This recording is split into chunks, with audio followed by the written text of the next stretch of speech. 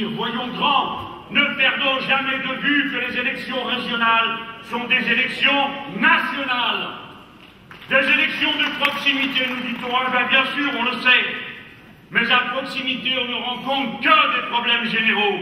Emploi, éducation, santé, environnement. Ces élections régionales posent donc tous les problèmes de la vie du pays.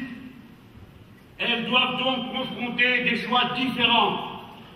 Il faut parler de tout compte qui peut motiver la conscience civique, tout, la lutte sociale la plus immédiate et la plus proche, comme l'exigence du retrait d'Afghanistan. Parlons de tout, parce que tout se tient.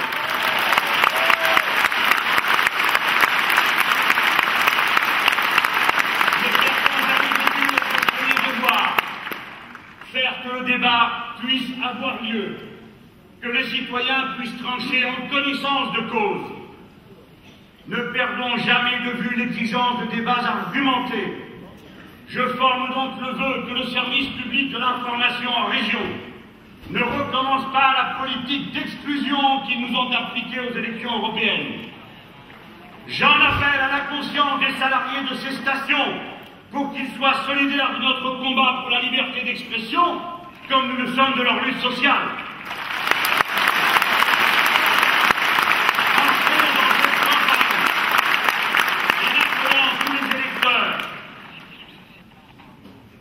À une ambition pour leur pays tout entier.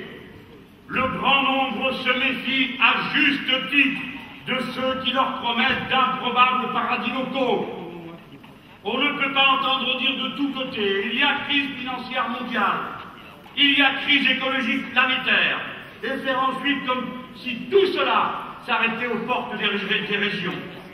Puisque le monde est en train de changer aussi brutalement, il faut dire que toutes les politiques régionales, j'ai bien dit toutes, doivent changer à leur tour pour affronter ces deux urgences.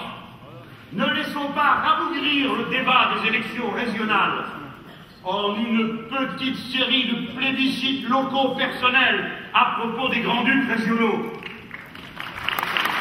Il faut prendre la mesure du moment.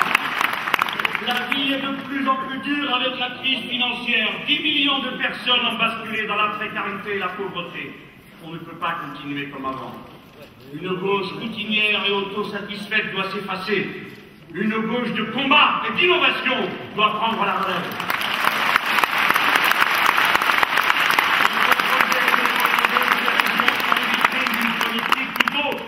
Nous voulons battre la droite pour appliquer des politiques qui mettent le peuple en appétit de nous, maintenant, 2012 et après. C'est notre devoir d'empêcher que la signification politique nationale de cette élection soit masquée. Cette élection est trop importante pour le rapport de force. Je vous demande d'y réfléchir un instant. Dans quelques semaines, vont déferler des mesures d'une exceptionnelle gravité. Je n'en mentionne que deux. Par exemple, la taxe carbone. Elle revient. Elle défigure le combat écologiste pour en faire le prétexte d'une imposture fiscale qui va accabler les ménages sans aucun profit environnemental mesurable. Et la nouvelle réforme des retraites. Tous vous savez quelle incroyable régression se prépare.